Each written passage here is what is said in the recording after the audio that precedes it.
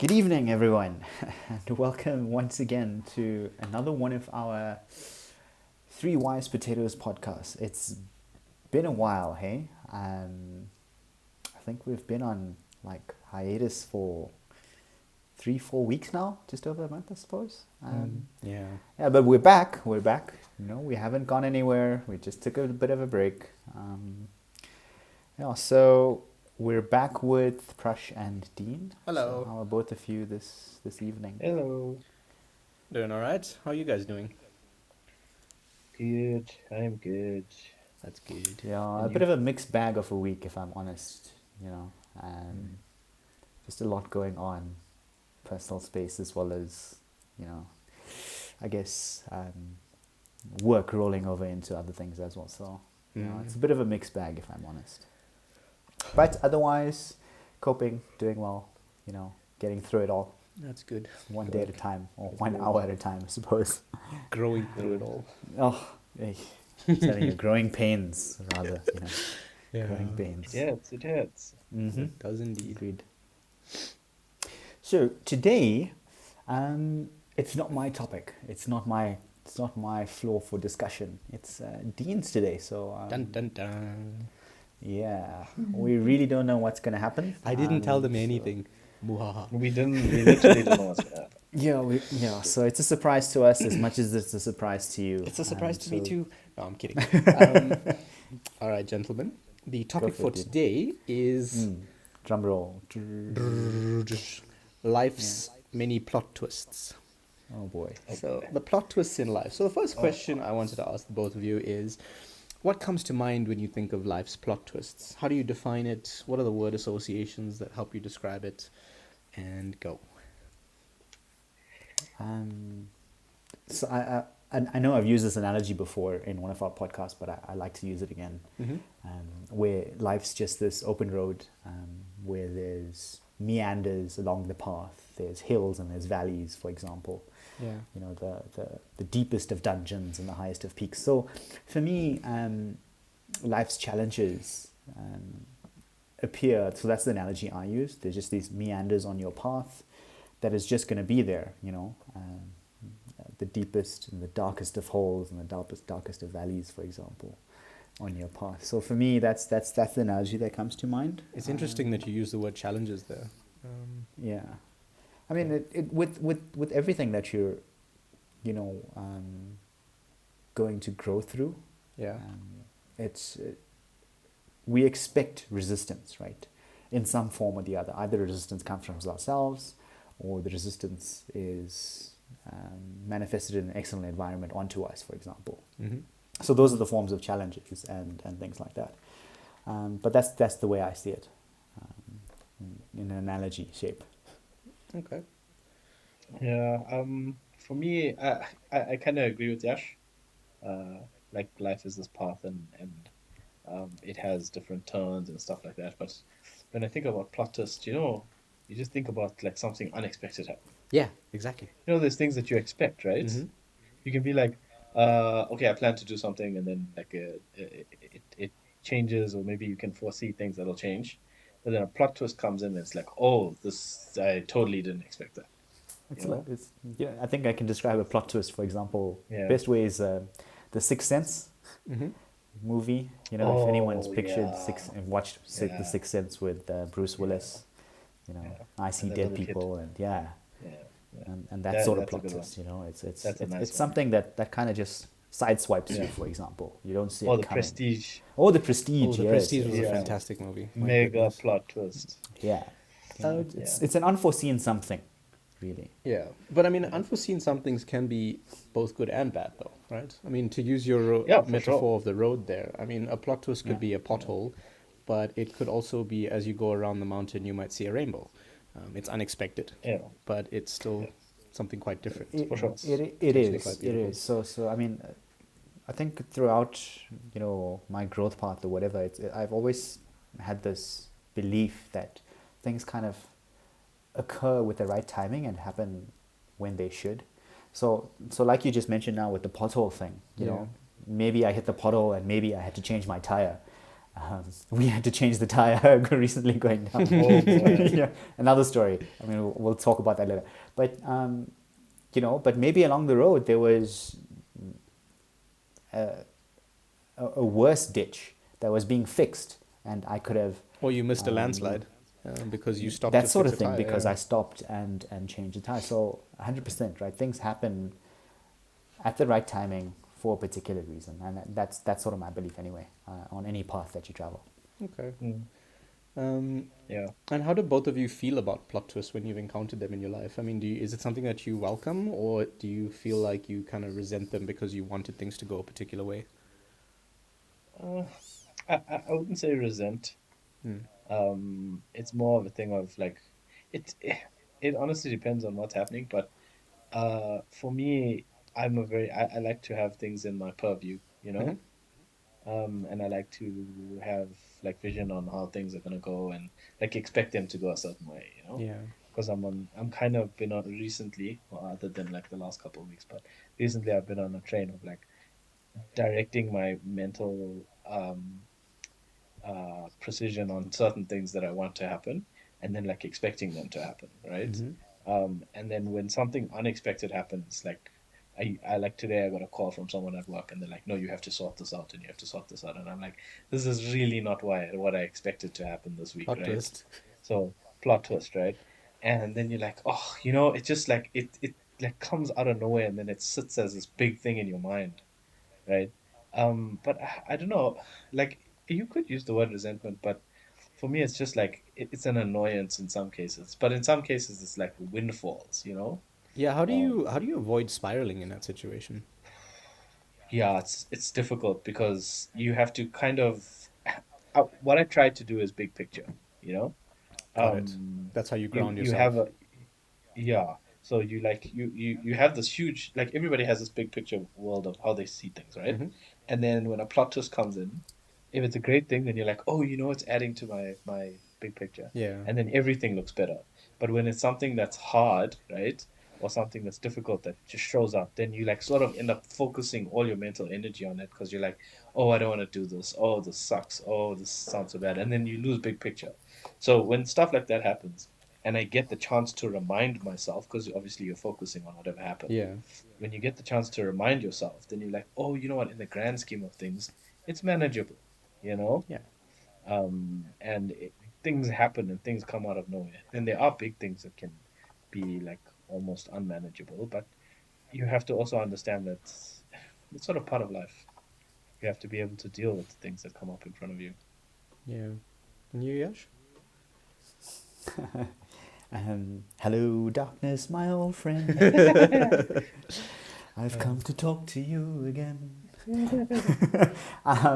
It's not so dire with me. And I like what Presh just mentioned as well. These things are going to come into your pathway, and for me, it's yes, it's a surprise. And no, there's no resentment for it. I'm like. My first go to, or if I've noticed over the past few months as well, is sometimes I ask the question why. For example, like why is this kind of occurring right now at this moment? Mm-hmm. But then I switch from the why to what is it trying to shift me toward, and what am I gonna learn from this, and what am I gonna grow toward, for example. So it's initially a shock. Well, not so much hard shock, but it's a jolt Yeah. to my system. There's a now a new direction or a new something coming into the forefront, coming into play right now, like a new player with more power, for example, Mm. coming to knock you off Mm. your throne, and you just kind of need to readjust. I think Guj mentioned take a bigger picture now.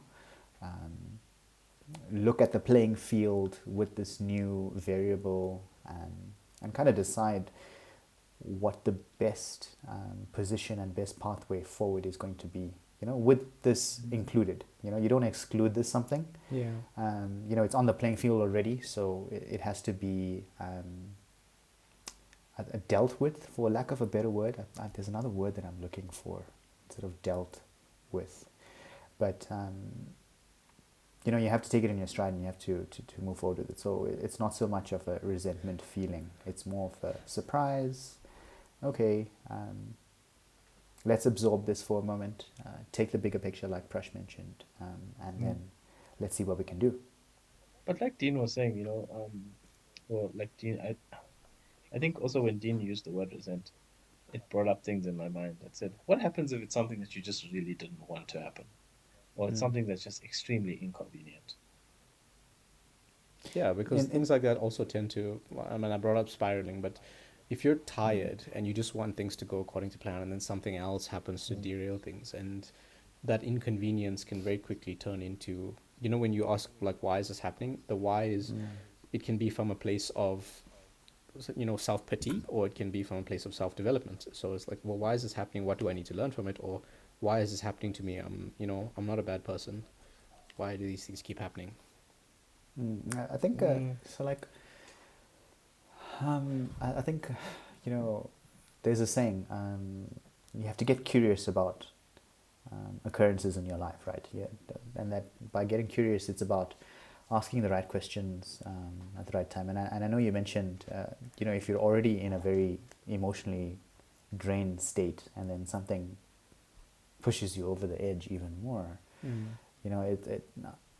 it's difficult to, like you just mentioned, ask the right questions to force yourself, not to force yourself, but to move yourself in a better position to kind of deal with them when you're already in that state. I think it's a good question that we can deal with now. So let's just say, we have something where we are not feeling great, and then something derails us. Like, what would our plan be to move out of that again? Yeah, because you guys talked about how you stabilize yourselves, particularly around looking at big picture and realigning your focus. But when you're very emotionally charged, the big picture thinking can sometimes get pushed to the bottom. So are there things that especially with emotions, like Yeah, with anger and things like that, right? If you're in an angry state for some reason, and then something pushes you, some meander comes in your path again. Or even if you're not in an angry state, like if you're in a neutral state, right? Yeah. So I can use an example. Uh, I'm in a neutral state and I'm doing my thing. I'm working or something during the day, and something happens, and then someone says, "Oh, you need to do this, and this needs to happen, and if this doesn't happen, then this needs to happen." And each time, whatever happens after that just gets more and more complicated, right?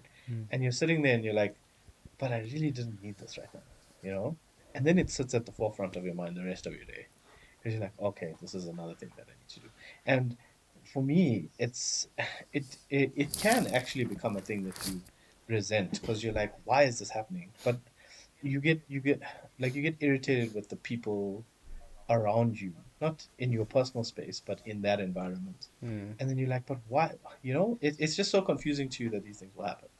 And um, for me, it's a thing of how do you it's not how do you deal with it for me, because I know how to deal with it, right? But like when you say, how do I learn from this, or how do I grow through this? That for me becomes, I wouldn't say it's pointless, but I would say for me it's not something that I would take away as a lesson. You know what I mean? I find it hard to take a lesson from some things, Okay. if you know what I'm saying. Like But there just not doesn't not seem to be a everything. I lesson mean, here, for example, you I know know? what you're saying, right? Not everything's going to have a meaning to it, or not everything Yeah. Exactly. you can tie a meaning to something. So let's just say, oh, like you're busy with your day, and I'm going to use a very minor example here, so please excuse me. Yeah, sure, Like, sure. and there's pins on your desk, and the pins fall down. I mean, Yeah. Now that you must doesn't. clean that thing up and I don't even have a magnet. I'm going to pick up all these pins. God damn it! It's just about to walk out the door, man. No, but some things like those, right? I know I used a very trivial example, but I get what you're saying, Goods. Like, not everything is gonna present itself in something that you can grow from or you can learn from, but Yeah. it's still something that you need to kind of process, and still move forward from, if that makes sense. Yeah. But it's also things that happen within you. So a lot of things are external, so there will be like external meanders and external bumps and whatever. But still, it's the constant or what you have control over is yourself at the end of the day. We've mentioned this in the past as well. We have full control of our emotions and what we think and how we direct ourselves and how we communicate. Once these things happen to us. So within that, then we can build a plan or build whatever to kind of But you navigate see, this thing. as you were speaking now, I feel like there is a lesson in that, right? Now that I've heard you say what The you said, the pins I dropped. feel like there is The penny I dropped, mean, yeah. well, as you were using that such a crude example, but uh, as you were saying that, I'm like, you know where the problem lies? The problem lies in my own irritation with the scenario, you know? The fact that I got irritable by something as small as it is, the pins falling or whatever, is something that I need to understand about myself. Like what's going on here that I'm getting triggered by this, you Yeah, know? yeah.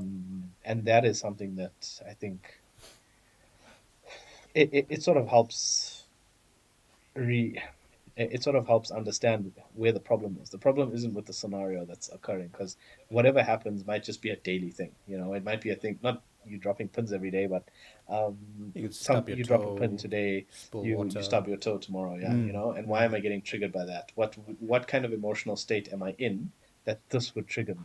You know, um, So that sounds and a I lot think like that mindfulness. I would say yes, but that's where the lesson is, right? You learn this lesson of I'm getting triggered because my emotional state currently is not something where I want to be. I'm not in a happy state, and I'm getting triggered by this because it's just a small irritation, but it's just growing so big because there's other factors that are irritating me. You know? Mm.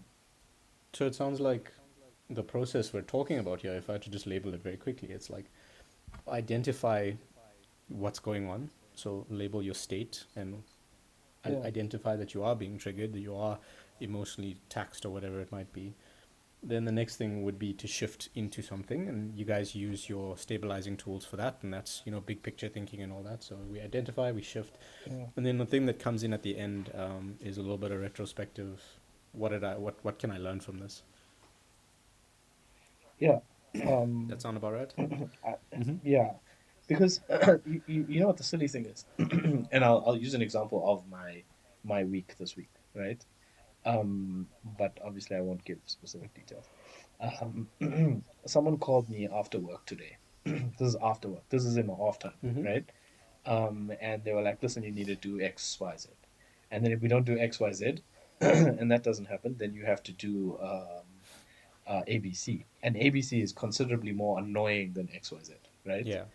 And that irritated me because I was like, firstly, this guy's calling me after work, which is like, come on, what are you doing, right? Yeah, it can wait till tomorrow. It's not urgent, and everything he was telling me wasn't urgent either, right? Or well, for me anyway. Maybe for him it was. But the other thing that happened this week is one of my mates from work is actually leaving work, right? He's going to another place, whatever, and that didn't trigger me, right? Yeah, I was upset by it, obviously, because I'm losing a mate, right? I mean, Yeah. that's part of life. Someone decides that they want to change their life, what? It happens, right? And I'm sitting there, and that didn't trigger me, but the work related item triggered me, and the work related item is so minuscule compared to what's happening in the other scenario, but that triggered me more than and it's then you sit back and think, why am I getting triggered by something so small? Was it And because? And for that's where example, the if I can just jump in there for a moment, yeah like for example, you've set your boundary at 5 o'clock. Things you switch off and whatever. yeah And then when you get that call, perhaps it's someone's transgressing on that boundary that you've set for yeah yourself, yeah and that is, it's a crossing of one of your rules, your boundaries, and that's why, it transitions you to a different state after it. mm. That if I can offer just some insight on that, if it makes sense at all, even, it might not Yeah. be that case with you, but still, that's from what I see happens there. I think I think you are more or less correct. Um, and I think where it comes in is that this one thing is affecting me more than the other thing. Mm. You know, Yeah. yeah. It's also an ego-based thing, I suppose. Why is this happening to me? I don't know. I don't think so. Ego? In some way, it's a thing of why is this happening to me? Why didn't it happen to somebody else? You know? Oh, sure. Okay. Okay, I Yeah. get you. All right. Um, next question I have, and I think we touched on it a little bit previously, but when do you really not want a plot twist to happen? And the basis for this question is, when are we so invested in something happening that we become inflexible to changes? So have you guys When it's been in? really important to you, Yeah, level of importance for level of me, I think. importance. You Okay. know, yeah, when you like this really must happen. You know, I want to get this job. I really want to get this job, or I really want to buy this thing, and then you find out the thing is a sold out or whatever. You know, Yeah. I think the level of importance it is to you Mm-hmm. renders its Impact. occurrence, yeah, its impact. That the right word is impact. Renders its impact more important, and then when a twist occurs, you get a high or you get a low. You know, Mm. Okay. Yash? I'm using Yeah. negative I just examples, don't want it obviously. to happen at all. No, look, I Please mean that's don't in happen. control. I have my lucky rabbit's foot. I got my four-leaf clover. It's not a real Yeah, four-leaf clover. I printed one. yeah. It's okay. I just painted it You green. make your own luck. You see, I make my yeah, own luck, 100%. you see how we are, right? We're always like, I don't want the bad thing to happen. I don't want the bad thing to happen. And then when the bad thing happens, then you're like, oh crap. But if you're sitting there and you're like, as long as this happens, as Yeah. long as this happens, as long as this happens, and then something even better happens, and you're like, oh, this is wonderful, and then your emotional high becomes so extremely high. Yeah. Yeah, It's sometimes it's not even opposing yeah. in terms of strength.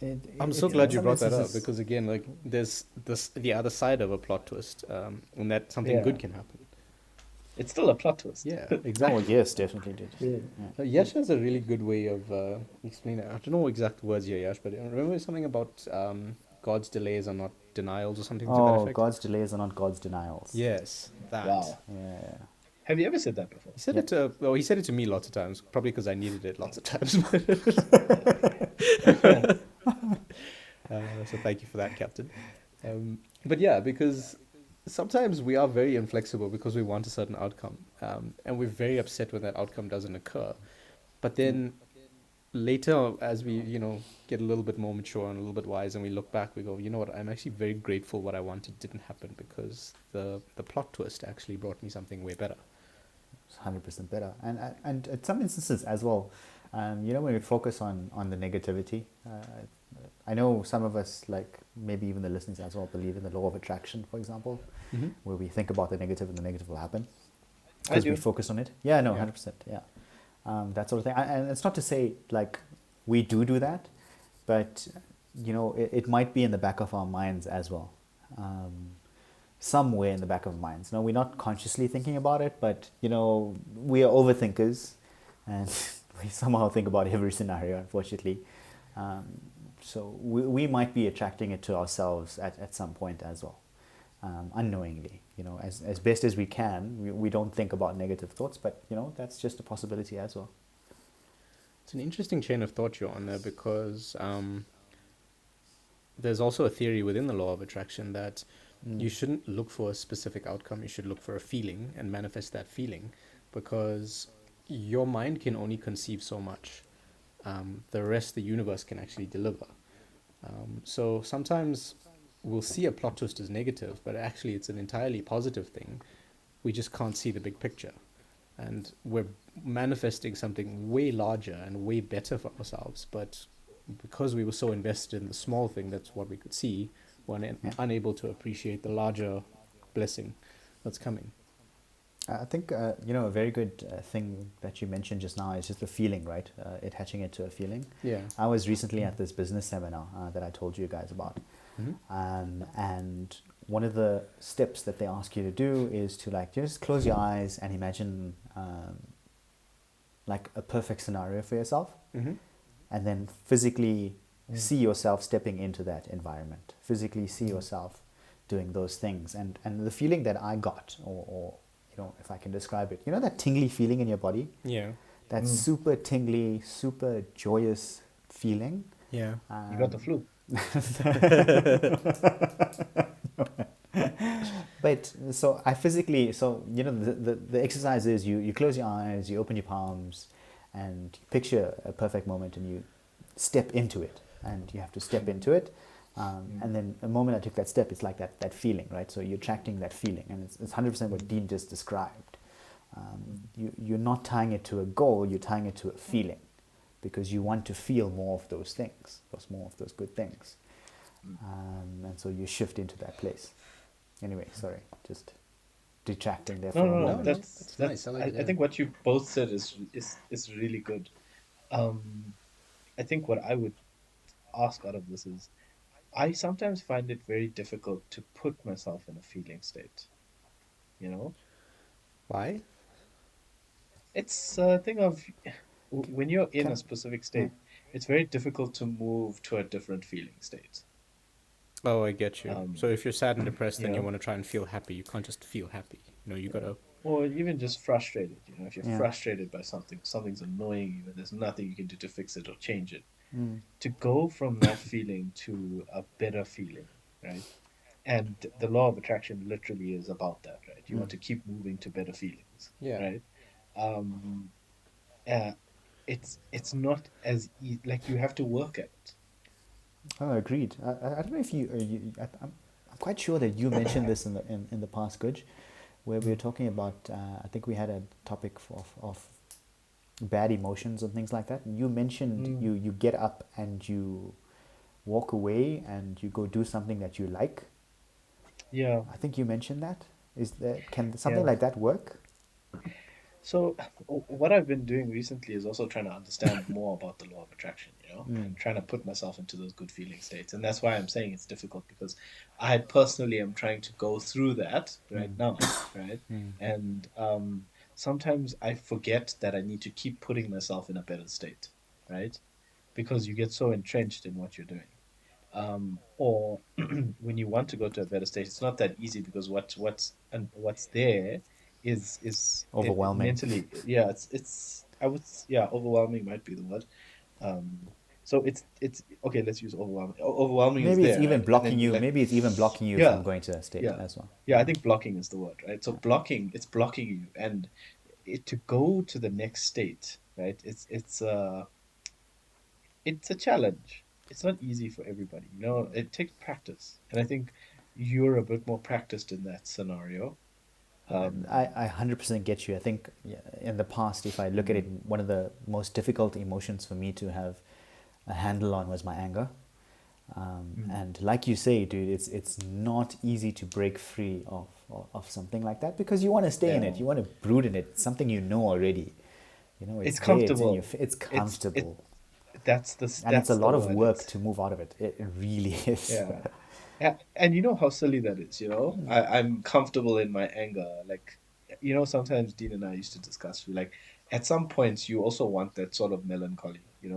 It's You wanna it's like wallow a in it. brooding state. And you wanna I was listening to one of our podcasts, because I wanted to do a topic, and I was like, have we covered this already? And I was listening to the podcast, and Dean literally said in the podcast, he said, um, I like to see how deep and dark the hole goes, so that I know what to prepare myself for, something like that, right? I don't know if you remember I saying that. do. It's not a healthy But practice, Yeah, but I remember that one. I no, look, remember but that the one. thing is like Yash says, it becomes comfortable because you're used to doing it, right? And that's where the challenge comes in. It's like, how do I stop myself from being comfortable with the things I know that are not good for me? I mean, then is there an opportunity then for us to build in better tools for ourselves? Because I know I would like some new tools, and I'm definitely going to build some new ones if I look at me. But I think Yeah, well, that, the tool that you have, yeah, and I think this is really good for plot twists, because it's like part of the topic, right? yeah, It's like a remedy, right? It's that Tony Robbins' wife, what's her name, Mel Robbins. yeah, She yeah, has that 5-second rule or whatever, yeah. right? And I've seen you use it, right? And I'm like, if you could use that effectively for a lot of different things to teach yourself how to not be comfortable with Oh, she does it for the procrastination, I think. yeah, she does, but I mean, if you could teach yourself to use that tool, Mm. right, for changing emotional states, right? um, Even if you counted to 10, right? You know that whole counting to 10 thing Yeah. in Musa, right? But you count to 10, and in those 10 seconds, you give yourself the mental thought of how do I move to the next state? And you think about something in those 10 seconds that gives you um, the ability to move to that next state. So, say for example, I'm just using a stupid example like Yasha's with the tax hitting the floor. Now you go, oh, and you're like, oh shit, this is a problem. And then you're like, okay, why is this triggering me? And then you count to 10, and in those 10 seconds, you're like, okay, if I pick these things up and then I put them back on the table, I'll feel better, you know? And you look at it that way, and then you're like 1, 2, 3, 4, 5, 6, 7, 8, 9, 10, and then you move to the next state, and then you're like, once I've picked them up and I've put them away, they're definitely out of my range, so I can't hit them over again. I'll feel much better, you know. And I'm thinking about it because obviously I'm thinking while I'm talking right now, Yeah. but I think that's probably a nice way to do it. It does require But a bit of self obviously, discipline, though. practice, yeah, I practice and think self I think discipline. so as well. But like you can build in quite. Okay, I'm not going to say simply. I was about to say the words quite simply, but it's not quite simple. Yeah, Like I think you can try to say to yourself, regardless of any situation, I'm going to count to 10. When something happens, I'm going to count to 10. Like whether it's good, whether it's bad, just count to 10 before you kind of take an action. And yeah, build that in first. Like don't say, okay, when I'm angry, then I must remember to count to 10, or when I'm sad, I must remember to count to yeah, 10. yeah. When anything happens, remember to just count to 10 first before you take your next steps. Okay. As like So, yeah, yeah, something like no matter what happens, just take 10 seconds and then take your action. Like okay. don't tie it So, to any particular yeah, emotion or feeling, because you might forget. Like yeah, in the heat of the yeah. moment, you just might forget. Yeah. So it's like a thing of I'm giving myself time to process what's happening. Yeah. Yeah. I like that because, I mean, the world, in most cases, it's not going to end in 10 seconds. So it's almost as if you're saying to Yeah. yourself, I can almost freeze time for 10 seconds just to give myself a breath. And then Yeah. we can figure it out after that. Yeah. I like that. I actually like that. Maybe I'm gonna try that. Okay, so this It's is, it's difficult to remember though. Like I it's said, like it's No, as but Dean like you're pointed saying, out, it's do it in discipline as yeah, well. yeah. But like you're saying, if you do it in every scenario, Yeah. obviously you can't do it like every waking moment of the day because you'll never do anything. But you get really good at counting. One, well, not two, really. You're five. only What? counting. Well, not really. You're only counting to 10. So. Fine, you get really good at counting to 10. But like it's a good thing to do, like to create space within your life so that you can process what's happening and then operate. Yeah. Because in a way, I think I've done that recently. Like when people start talking to me, and I can see that whatever they're saying is going to be a challenge for me, right? I I actually don't speak for a little bit, and I just say yeah, yeah, and then I'll respond after that, after thinking about it for a few seconds. Yeah. Because if you're an emphatic listener, right? I don't know if you know what that is, but if you're an Tell emphatic us, tell the listener, listeners as well, just so that. you've okay. I'll explain now. But if you're an emphatic listener, you find a lot of the times that people will keep talking, which gives you more time to think, right? That's great. And it's a trick I've learned over the years. So if you listen to the podcast, you'll hear a lot of me saying yes, yeah, yeah. He's That's called doing it with emphatic us. listening. I do it with everybody. It's literally built into me now. So if someone is having a discussion with me, I literally can't stop myself from doing it, right? Because I built it into me. So and it's a thing of you're not agreeing with the person, right? But when you say yes, yeah, yeah, what happens is that person feels like you're understanding them, right? And they'll keep talking, right? They feel comfortable. And Yeah. that's what emphatic listening is. It's about creating a scenario where whoever you're having a discussion with feels comfortable talking with you, right? Have you ever felt uncomfortable talking to me? No, No. we're very comfortable talking to Exactly, you. right? It's one of the tools I've learned over the years. I actually learned it from my father. Um, So, because he explained to me, listen, if you want someone to listen to you, right, and if you want someone to engage with you, like effectively, you want to understand more about them, learn more about them while they're speaking, be an emphatic listener, and you'll find that one, it gives you time to listen to what they're saying, because there's obviously a difference between hearing and listening, right? Yeah. So you get to Dude, listen to what they're saying, right? that is literally what's in the book. Remember the book that I'm reading, Connect? Yeah. Right. Listening and So that feeling heard. Yeah. right, right, and then on top of that, it gives you time to think, Yep. right? Because while you're being an emphatic listener, even if you pause, right? So say someone's explaining something to you and they're done with their explanation, right? And you're like, yeah, right?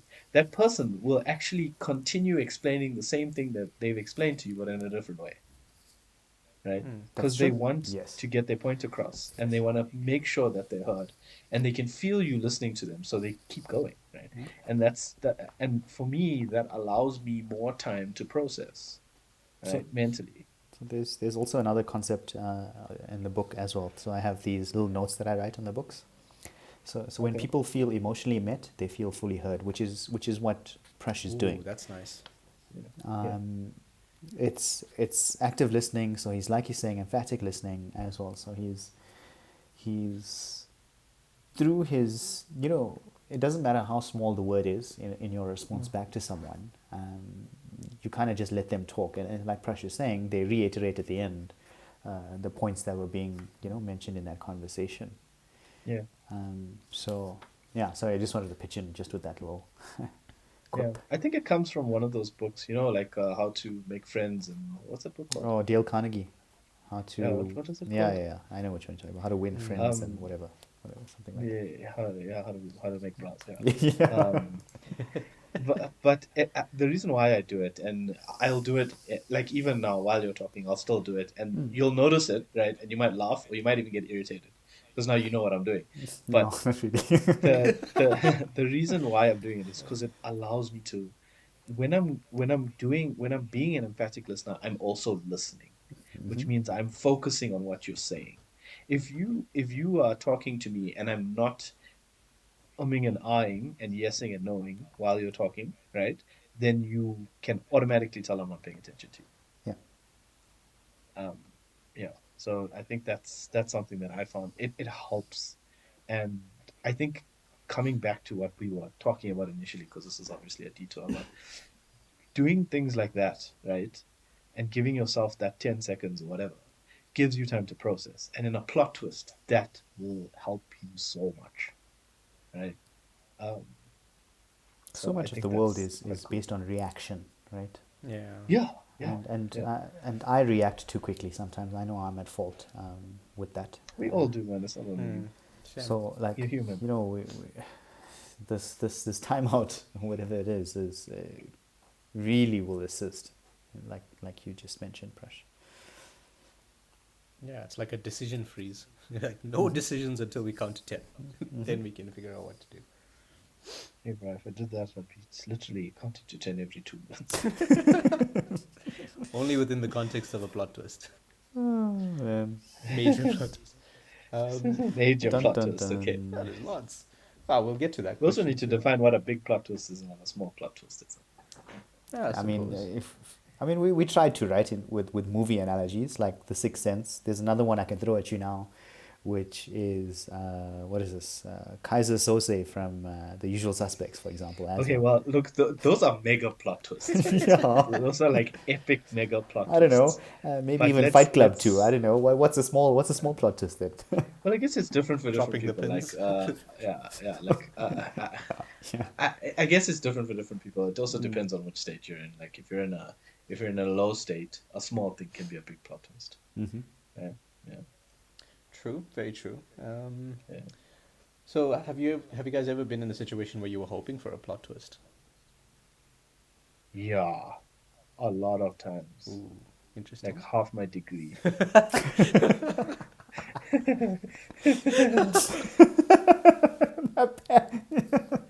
Can you elaborate on that? Please. I was engineering. Oh I my was God. doing very badly, Dean, and I was hoping it would turn around and I would pass everything. I mean, I suppose by definition it would be unexpected and a plot twist, but that's bordering on a miracle there. That's what you're hoping for. Yeah, well, isn't that also a plot I mean, twist? it A is. It is miracle. definitely a plot twist. I mean, I can't argue with the definition. Um, Captain, But what about I you? don't know. I mean, so I don't particularly hope for a plot twist. I work toward a different change in outcome, actually. Got you. Got you. That's nice. It's not about, like, I'm not hoping for a different turnout. Like, if I want a different turnout, I work toward it. I make the changes and I go for it. Like, I'm not going to rely on third parties or external forces. You know, the control is fully within me to change something, and I'll change it. Like, if I You see, that's different, right? yeah Because you are like putting control in your environment to say that these are the things that I want to happen, right? yeah And you're not hoping for a plot twist because everything that you're hoping for is something in your purview, right? yeah You're like, these are the things that I want. mm, But a lot of people are like, I hope I win the lotto. You know, that would be a complete plot twist, you right know? yeah Or, and even sometimes I'm like that. I really hope the situation changes because I'm just so frustrated with this, you hmm know? Yeah. Or this is so annoying. I just hope this changes, you know, because in some cases there's nothing I can do or that person can do or whatever it is. Whereas you're different. You're like, I know I'm in this. And with you, I feel like you're also like, I know I'm in this, but I also chose this, right? yeah And if I choose something else, then I'm going to do that. So a plot twist for you is like, a plot twist for you is a big thing, you know? And it seems like it's more bad than anything else. It's like if Well, not it's bad. I mean, well, no, what I you mean by you that can is also like win the lotto. Yash doesn't hope for things, he plans for things. And if it doesn't go Yeah. as planned, it means the plot twist isn't good. then it's a reroute. Then it's a new plan. Then it's like, oh boy. But you see that, oh boy, is the thing, right? Yeah. Yeah. Yeah. Nah, Okay. I 100% agree with that. Yeah.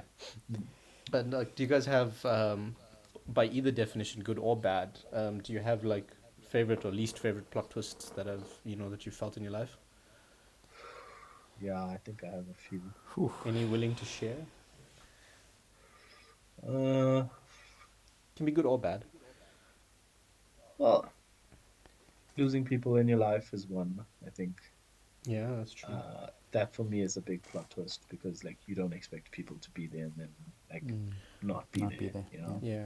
And then another plot twist for me was obviously like when things were going badly, and you know, like Murphy's Law, you're like, okay, this couldn't possibly get any worse, and then it gets worse, right?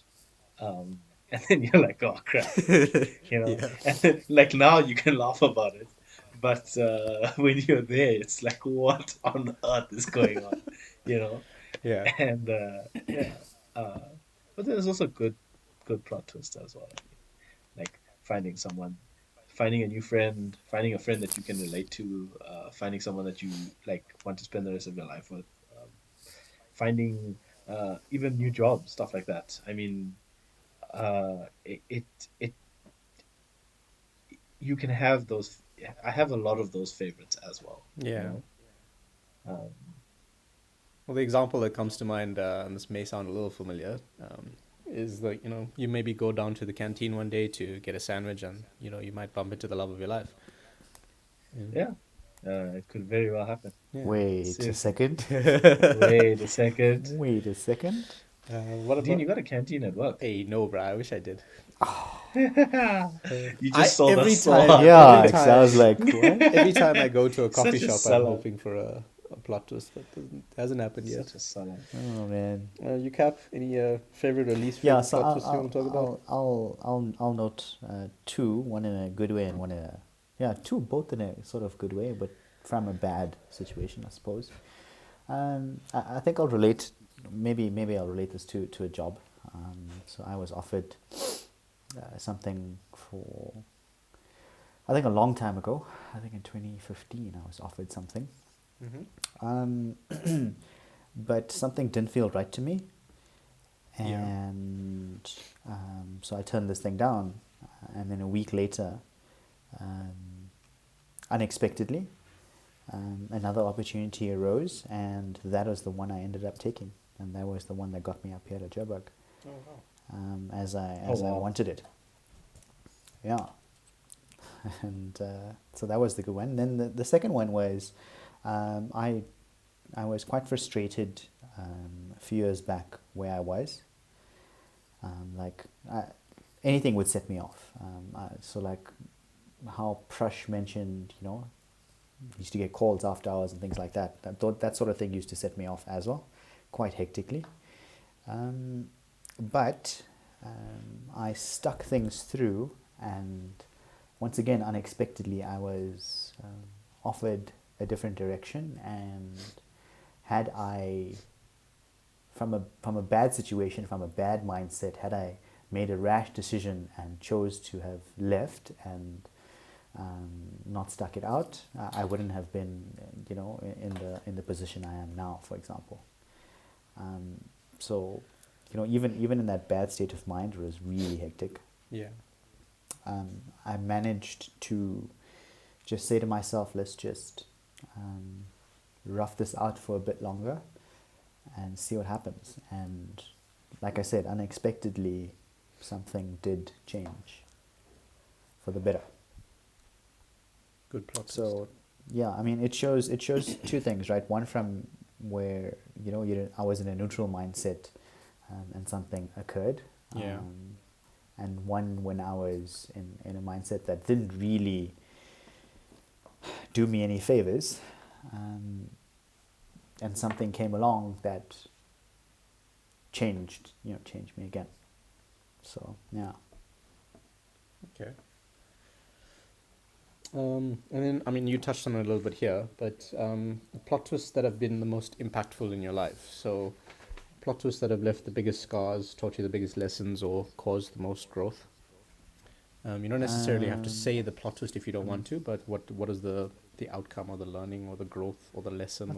I think for me it was particularly relationship related, Mm-hmm. and a plot twist from that perspective. Yeah. How do I describe this? Let's see. So, with any particular, I guess, relationship, you don't expect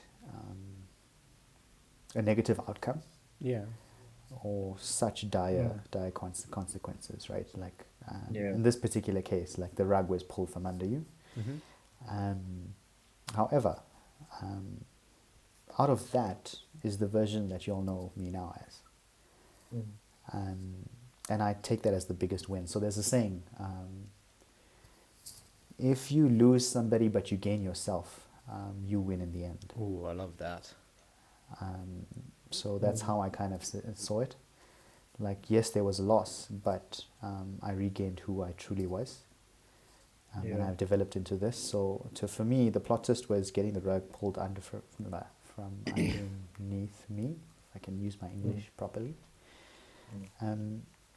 But transforming into something that I am now.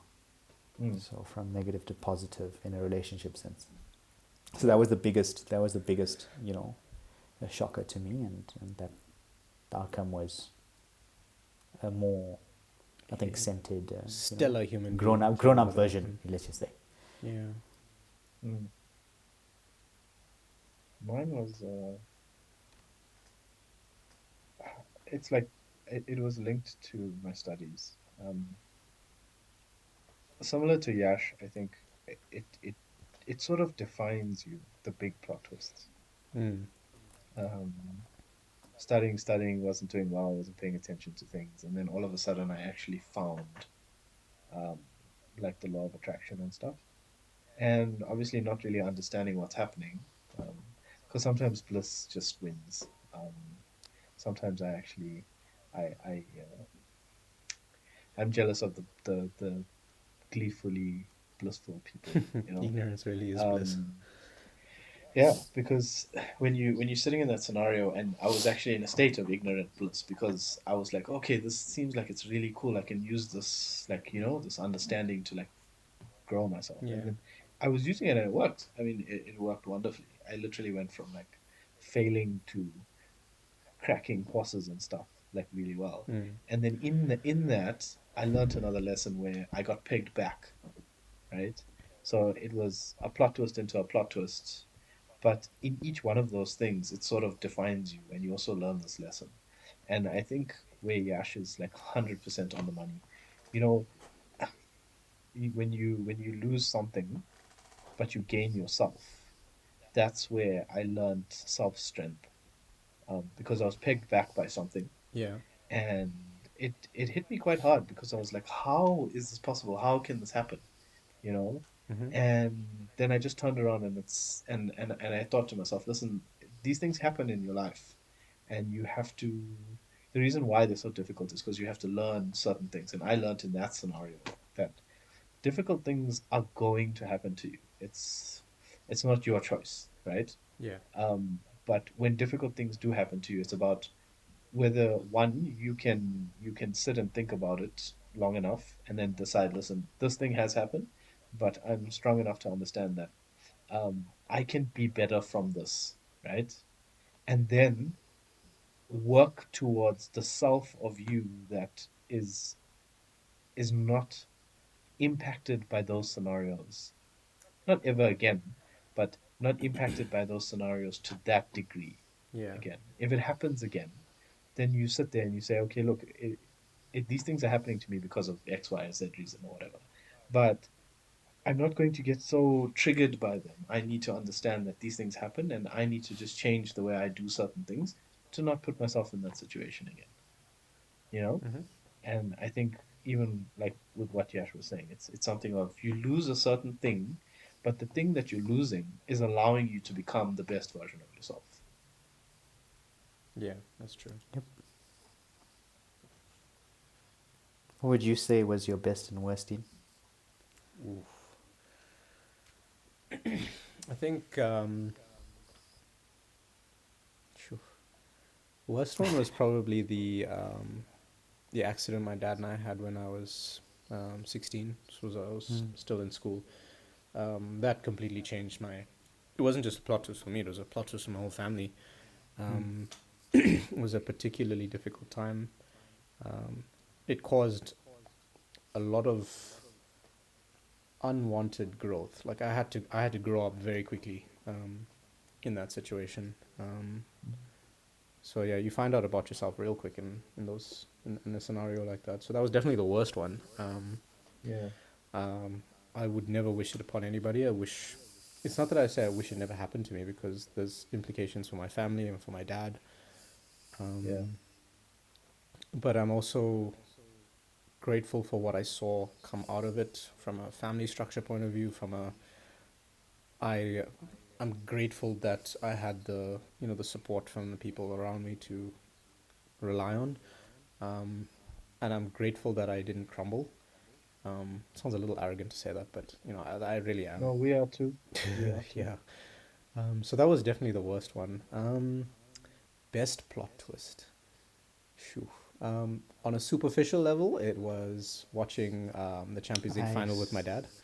I was just about to say this guy's had to bring Liverpool into this thing. We were 3-0 down against AC Milan, and the greatest plot twist was watching everyone in the stadium come together and start singing "You'll Never Walk Alone" at halftime. And in 6 minutes, we saw 3 plot twists occur, and then a bunch of other little plot twists until we finally went home with the cup. So that's definitely one. But on a more personal level, it would be a relationship again where the relationship ended, so I lost a person, but I found a great deal more about myself in that process. There was a lot of learning and growth, and the place I'm at right now is light years ahead of where I was a year ago. And the stability and the the knowledge about myself that I gained out of that yeah, I wouldn't trade it for anything. I think the theming then is, regardless of the plot twist, something of a greater nature could possibly come from it, if that's the theme. That's I'm true. not saying Yeah. I'm not saying, honestly, I'm a realist as well. As much as I'm a large optimist, there is a portion of me that's a realist. And I understand that that statement could be BS. Mm. Maybe not everything can come out of bad situations. not all good things come, not good, not many good things that come out of bad situations. Excuse me, and I know, I understand that. Yeah. And there are situations which are dire and terrible, but with the situations that we have dealt with in our lives, the theming then largely turned out to be I think positive, or worked out for self-growth to some extent in our lives. Yeah. Yeah. That's true. Well, It's hard to say whether a plot twist can be a.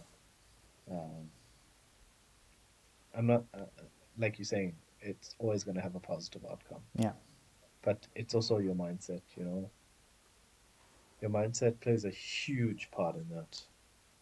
Like you can always be the person that looks at the positive side of things. Mm-hmm. Um, and I've also been accused of doing that sometimes. Like I always try to look at the positive side of things, but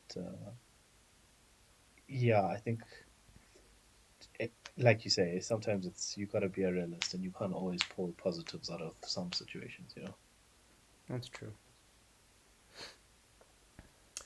Well, I mean, that's brings me to the ends of the questioning there, guys. But any final advice for people dealing with plot twists that life throws at you?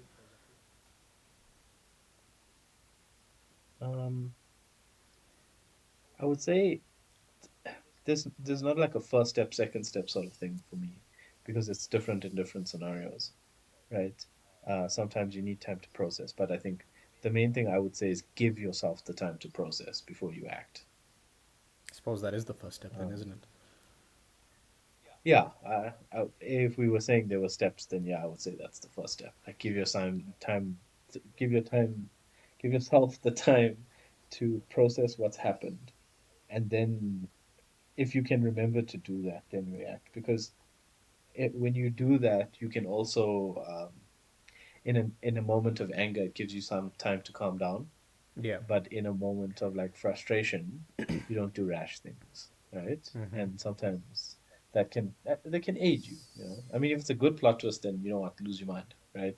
Um, but if it's a thing of, how has this happened to me? What is going on? I don't understand. Give yourself the time to process, mourn, grieve, process, understand what's happened, Yeah. and then act. I mean, that for me is probably the first step I would take. And then try to remember yourself. Mm-hmm. Yeah. I mean, if I could just continue from that, I mean, that would be the first step. And then for me, if I can use another analogy, yes, I used quite a few of them. We like Through those analogies of podcast. yours. They're very helpful. I mean, as Prash mentioned, good and bad plot twists. I think one you treat as a good friend, um, and you treat it with open arms, I suppose, and you see how the scenario has moved you forward or can move you forward. You be grateful for it. You give thanks for it and things like that. And then the opposite number, the bad plot twist, for example, I think you treat that as a challenge or a hurdle in your journey to kind of overcome. Yeah. It's not, it's not there to to completely harm you. It's there to get you to your next level up, for example. Mm-hmm. On a journey of upstairs, for example, like there's the first step, and then there's the height to the next step, for example. It's continuous movement forward, every inch you take. So one you treat as a friend, one you treat as an adversary or a challenger, or just something else to move you to your next level. And as we've been mentioning on this podcast as well, it's like if you reframe your mind toward a better outcome for yourself through these challenges, or good or bad, Yeah. you can get through it. So that would be the next step, is just reframing it in a different way to move you to your next level. I like that. I think I do as well. such is the nature of life that you can't go throughout life without plot twists. It's just the way life is, and Yeah. Yeah. The more you are open to them and open to seeing them for what they are, instead of this thing that's meant to mess up your life, it's something that's meant to cause growth or cause movement. But just changing your mindset and how you see them is really the one thing that I would like everyone to take away from this. And I think what you mentioned earlier as well, Dean, is like plot twists are, what is the word you used? It escapes me.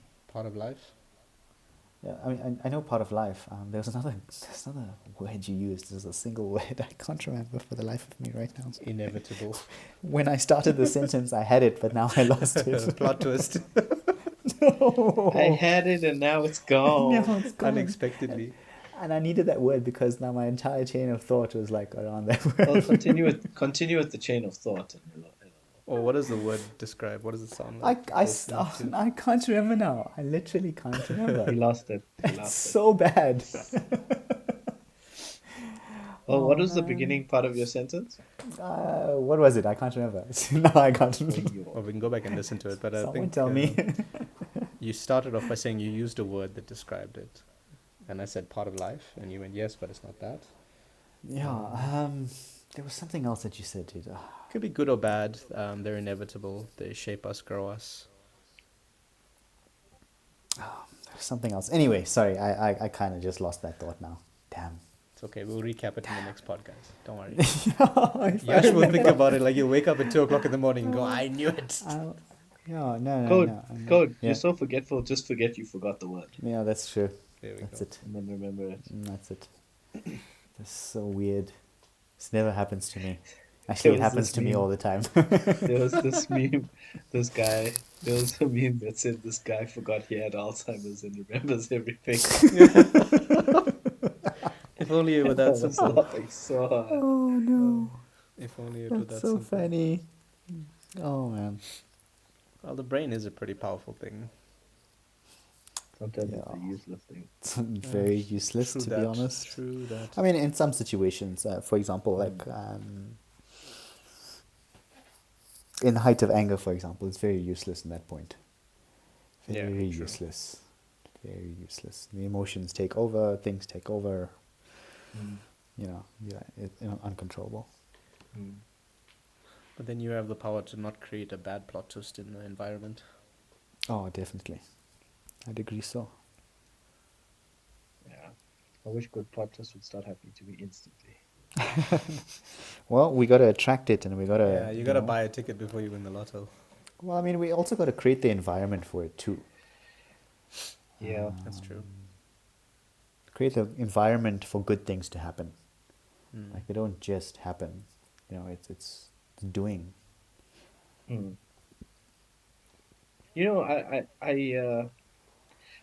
also believed that, that you need to do so that it, like that whole buying the ticket thing. Yeah. But sometimes I'm like, why do I need to buy a ticket? Why? Well, there's some. If- I actually saw a TikTok. Yeah. I can't remember the guy's name. It's escaping me now. It's Run something or the other. But he said, if you want to become a millionaire, it's not about earning the money. It's about developing into a millionaire, becoming that person, behaving like a millionaire, thinking like a millionaire, doing what a millionaire does. So, I mean, someone can give you $1 million and you'll be a millionaire for a couple of days before you lose it all. So you have to grow out to what you want. You have to go to wherever that is. That being, like a millionaire, that being requires development. And if you don't develop to become that, then you won't be it for very long. So that's when people say buy a ticket, they don't just mean go and buy a ticket. They mean put yourself in a position where you're not out of place. And is that physical, Could be or physical, is that it could be, all encompassing? Physical. yeah, So like should I it think, be physical, emotional, and mental? yeah, I think so. I think that's what they really mean, is that, when they say you become a millionaire, it's not just what reflects in your bank account. It's what reflects in the way you see the world, the way you think, the way you behave, the choices you make. Do you make the same choices a millionaire would make? Is your outlook and your perspective on life that. And if Yeah. not, then you won't keep the money for very long. But I am a millionaire. I just don't have the money. Well, then it's coming. And then Okay, it's coming. then I'll be happy. Then it's patience. You need to be But, happy before the money comes. Yeah, you see that?